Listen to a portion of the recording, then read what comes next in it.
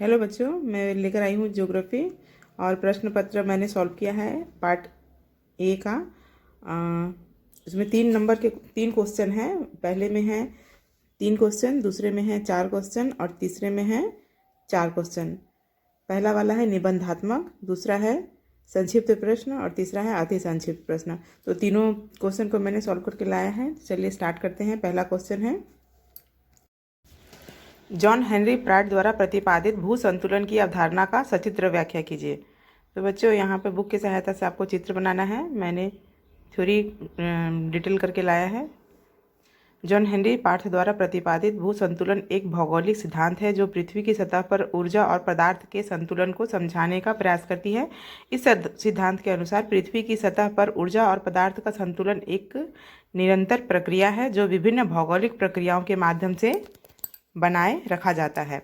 भू संतुलन के मुख्य बिंदु निम्नलिखित है। पहला है, पृथ्वी की सतह पर ऊर्जा और पदार्थ का प्रभाव एक निरंतर प्रक्रिया है। दूसरा है, इस प्रवाह को विभिन्न भौगोलिक प्रक्रियाओं के माध्यम से नियंत्रित किया जाता है, जैसे कि वायुमंडलीय परिसंचरण, महासागरीय परिसंचरण और जल चक्र। तीसरा है, पृथ्वी की सतह पर ऊर्जा और पदार्थ का संतुलन बनाए रखने के लिए इन प्रक्रियाओं का संतुलन आवश्यक है। चौथा है, यदि इन प्रक्रियाओं में से कोई एक असंतुलित हो जाता है तो पृथ्वी की सतह पर ऊर्जा और पदार्थ का संतुलन बिगड़ सकता है, जिससे विभिन्न प्रकार के पर्यावरणीय और भौगोलिक परिवर्तन हो सकते हैं।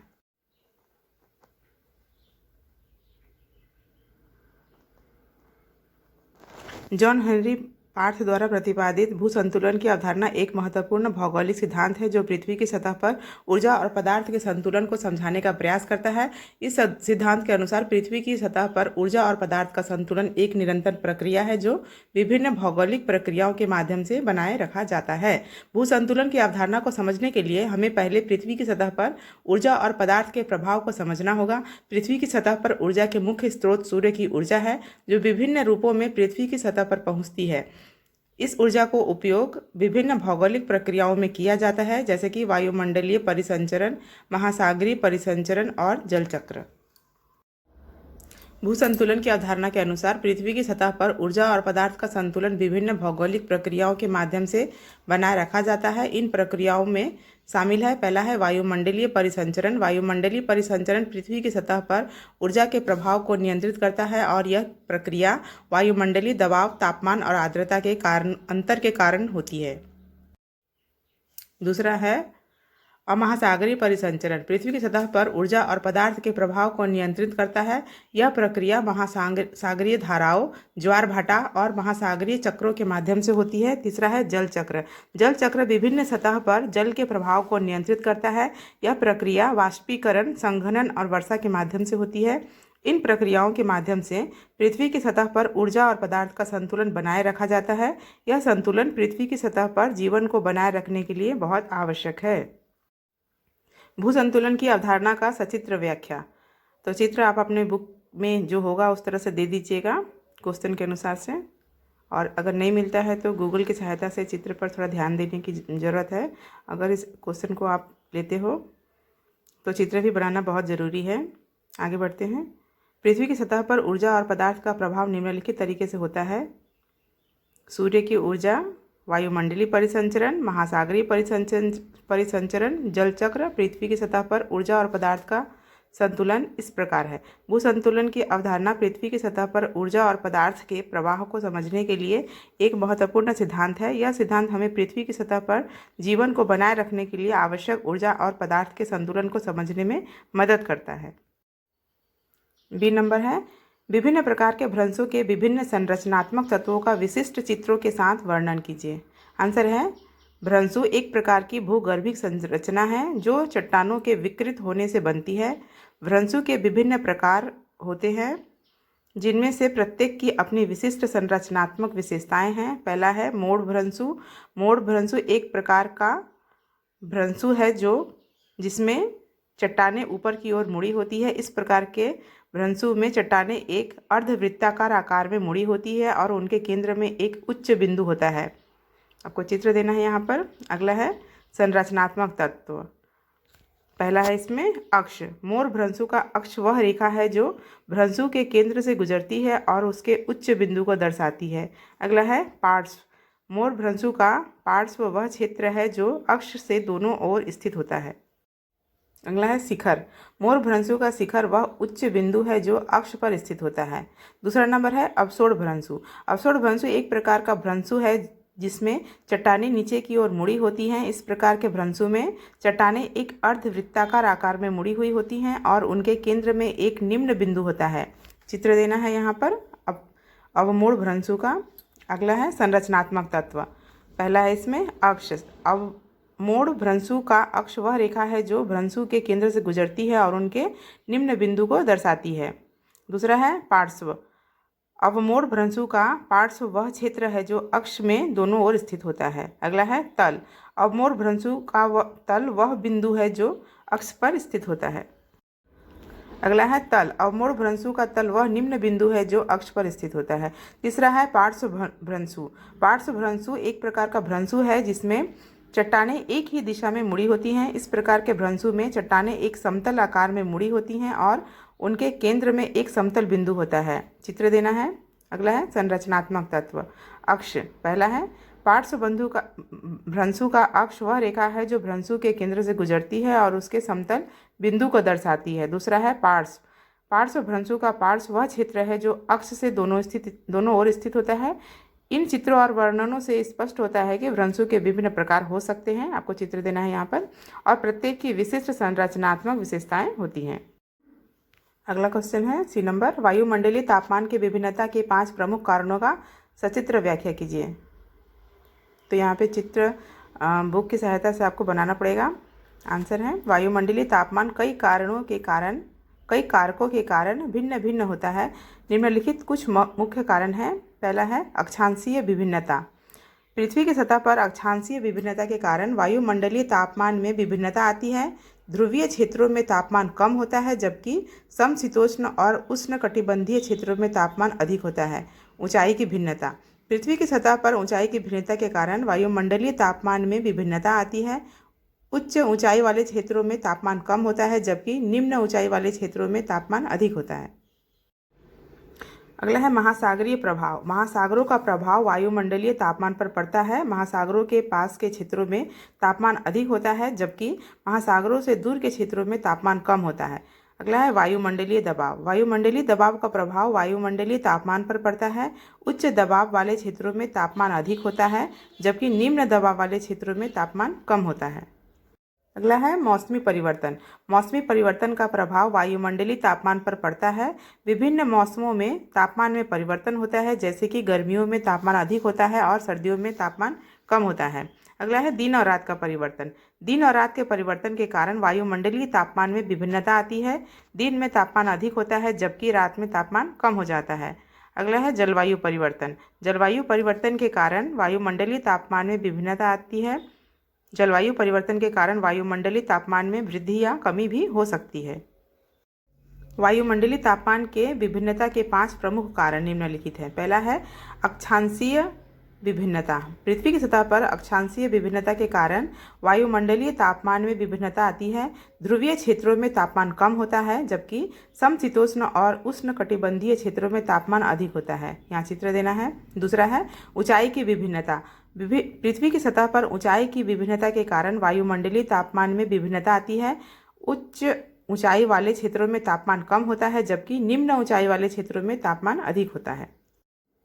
अगला है महासागरीय प्रभाव। महासागरों का प्रभाव वायुमंडलीय तापमान पर पड़ता है। महासागरों के पास के क्षेत्रों में तापमान अधिक होता है जबकि महासागरों से दूर के क्षेत्रों में तापमान कम होता है। यहाँ चित्र देना है। चौथा नंबर है वायुमंडलीय दबाव।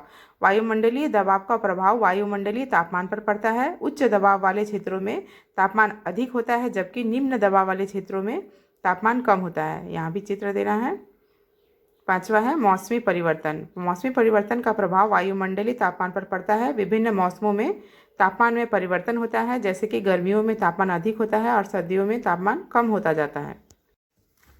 यहाँ पर भी मौसमी प्रभाव का चित्र देना है। गूगल की सहायता से आप चित्र दे सकते हो या बुक में अगर है तो वहाँ भी इससे भी प्रैक्टिस करना पड़ेगा और चित्र बनाना पड़ेगा। इसके बाद है, इन कारणों से यह स्पष्ट होता है कि वायुमंडलीय तापमान के विभिन्नता के कई कारण होते हैं और ये कारण विभिन्न क्षेत्रों में अलग अलग हो सकते हैं। तो निबंधात्मक प्रश्न खत्म हुआ। अभी है संक्षिप्त प्रश्न नंबर 2। इसमें तो किन्हीं 2 प्रश्नों का उत्तर देना है क्योंकि ये प्रश्न पत्र है, लेकिन हमें अभी तो पूरे क्वेश्चन सॉल्व करने पड़ेंगे क्योंकि कौन सा आएगा ये हमें भी नहीं पता है। तो पहला क्वेश्चन है, मृदा संरक्षण के 6 महत्वों का उल्लेख कीजिए। आंसर है, मृदा संरक्षण के 6 महत्व निम्नलिखित है। पहला है जल संचयन और जल चक्र को बनाए रखना।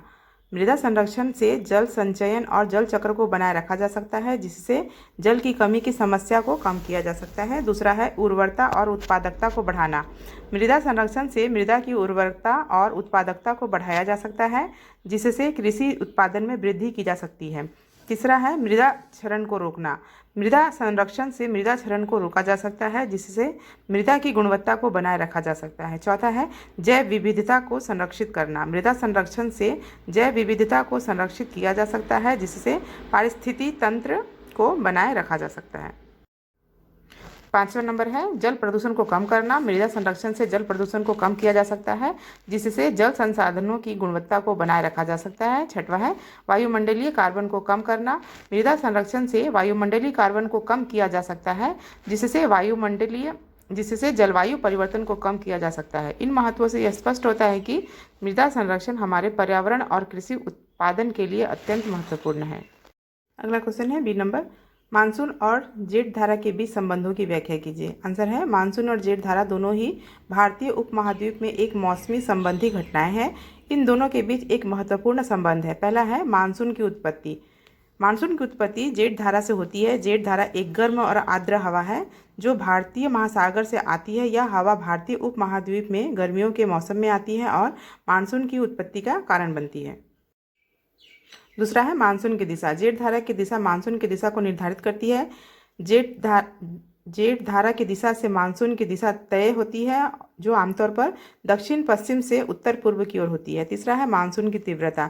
जेठ धारा की तीव्रता मानसून की तीव्रता को प्रभावित करती है। जेठ धारा की तीव्रता अधिक होने पर मानसून की तीव्रता भी अधिक होती है, जिससे अधिक वर्षा होती है। चौथा है मानसून की अवधि। जेठ धारा की अवधि मानसून की अवधि को प्रभावित करती है। जेठ धारा की अवधि अधिक होने पर मानसून की अवधि भी अधिक होती है, जिससे अधिक वर्षा होती है। इन संबंधों से यह स्पष्ट होता है कि मानसून और जेठ धारा के बीच एक महत्वपूर्ण संबंध है। अगला है सी नंबर, भूमध्य सागरीय जलवायु प्रदेश में बहने वाली विभिन्न स्थानीय पवन का संक्षिप्त विवरण दीजिए। आंसर है, भूमध्य सागरीय जलवायु प्रदेश में बहने वाली विभिन्न स्थानीय पवन निम्नलिखित है। पहला है सिरोको। सिरोको एक गर्म और आर्द्र पवन है जो उत्तर अफ्रीका से भूमध्य सागर की ओर बढ़ती है। यह पवन आमतौर पर सर्दियों में बहती है और भारी वर्षा और तूफान का कारण बनती है। दूसरा है मिस्ट्रल। मिस्ट्रल एक ठंडी और शुष्क पवन है जो फ्रांस के दक्षिणी भाग से भूमध्य सागर की ओर बढ़ती है। यह पवन आमतौर पर सर्दियों में बहती है और तापमान को कम करने का कारण बनती है। तीसरा है लेवांत। लेवांत एक गर्म और आर्द्र पवन है जो भूमध्य सागर के पूर्वी भाग से स्पेन और फ्रांस की ओर बहती है। यह पवन आमतौर पर बसंत और गर्मियों में बहती है और वर्षा और तूफान का कारण बनती है। चौथा है पोनेंट। पोनेंट एक ठंडी और शुष्क पवन है जो भूमध्य सागर के पश्चिमी भाग से इटली और स्पेन की ओर बहती है। यह पवन आमतौर पर सर्दियों में बहती है और तापमान को कम करने का कारण बनती है। अगला क्वेश्चन है डी नंबर, वलित संरचना के प्रभाव से विकसित प्रवाह प्रणाली का उदाहरण सहित वर्णन कीजिए। आंसर है, उदाहरण निम्नलिखित है। पहला है हिमालय पर्वत श्रृंखला में विकसित प्रवाह प्रणाली। हिमालय पर्वत श्रृंखला में वलित संरचना के कारण प्रवाह प्रणाली विकसित हुई है। यह प्रणाली गंगा और यमुना जैसी नदियों को जन्म देती है और उनकी दिशा और गति को प्रभावित करती है। दूसरा है आल्प्स पर्वत श्रृंखला में विकसित प्रवाह प्रणाली। आल्प्स पर्वत श्रृंखला में वलित संरचना के कारण प्रवाह प्रणाली विकसित हुई है। यह प्रणाली राइन और डैन्यूब जैसी नदियों को जन्म देती है और उनकी दिशा और गति को प्रभावित करती है। तीसरा है रॉकी पर्वत श्रृंखला में विकसित प्रवाह प्रणाली। रॉकी पर्वत श्रृंखला में वलित संरचना के कारण प्रवाह प्रणाली विकसित हुई है। यह प्रणाली मिसौरी और कोलोराडो जैसी नदियों को जन्म देती है और उनकी दिशा और गति को प्रभावित करती है। इन उदाहरणों से स्पष्ट होता है कि वलित संरचना के प्रभाव से विकसित प्रवाह प्रणाली एक महत्वपूर्ण भूगर्भिक प्रणाली है। आगे बढ़ते हैं, अति संक्षिप्त प्रश्न के उत्तर देना है हमें, जो कि 3 नंबर का है। 3 नंबर का प्रश्न है, अति संक्षिप्त प्रश्न, किन 2 प्रश्नों का संक्षिप्त उत्तर दीजिए। 2 प्रश्नों के उत्तर देने हैं जिसके 2 ही मार्क्स हैं। पहला क्वेश्चन है, अनाच्छादन क्या है? आंसर है, अनाच्छादन एक भूगर्भिक शब्द है जो 2 अलग अलग चट्टानी इकाइयों के बीच एक असंगति या विराम को दर्शाता है। यह तब होता है जब एक पुरानी चट्टानी इकाई पर एक नई चट्टानी इकाई जमा होती है, लेकिन दोनों इकाइयों के बीच एक समय विराम होता है। अनाच्छादन के प्रकार, पहला है अंग्रेजी अनाच्छादन, दूसरा है दिशाहीन अनाच्छादन, तीसरा है डिस्कन्फॉर्मिटी अनाच्छादन। अगला है अनाच्छादन का महत्व, पहला है भूगर्भीय इतिहास, दूसरा है चट्टानी इकाइयों की आयु और तीसरा है भूगर्भिक संरचना। तो जैसा कि ये 2 मार्क्स का है, आप सिर्फ इसकी परिभाषा देते हो तभी भी आपको 2 मार्क्स मिल जाएंगे। बी नंबर है, सूर्याभिताप क्या है? आंसर है, सूर्याभिताप सूर्य की सतह पर एक गहरे रंग का क्षेत्र है जो सूर्य के चुंबकीय क्षेत्र में परिवर्तन के कारण बनता है।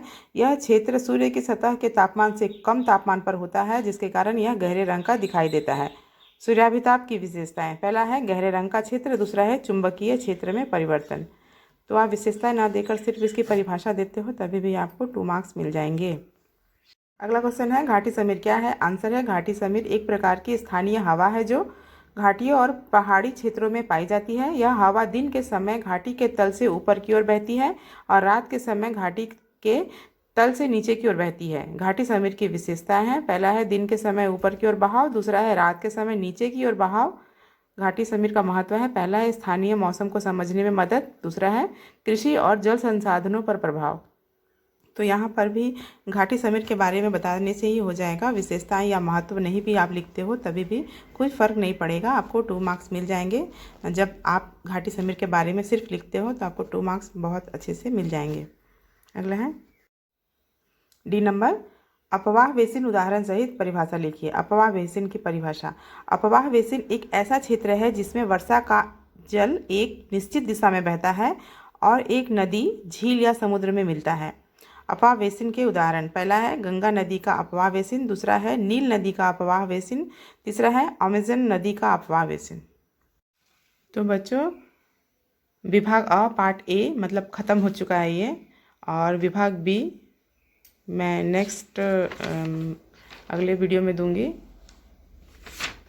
और ये ख़त्म होता है ज्योग्राफी का। और इस तरह से मैं दोनों प्रश्न पत्र जो है वो दोनों देने की कोशिश करूँगी और सभी सब्जेक्ट का भी देने की कोशिश करूँगी अगर मुझे समय मिलता है तो आप लोग को जो जल्दी चाहिए, जो ज़्यादा ज़रूरी है, वो अगर कमेंट करते हो तो मैं उसे ही पहले देने की कोशिश करूँगी। तो आप लोग कमेंट कीजिए और कैसा लग रहा है, कितना हेल्पफुल है वो भी बताइए, और आप लोग कहाँ से वीडियो देख रहे हैं वो भी बताइए, अपना नाम बताइए, और पसंद आ रहा है तो उसके लिए लाइक सब्सक्राइब कीजिए।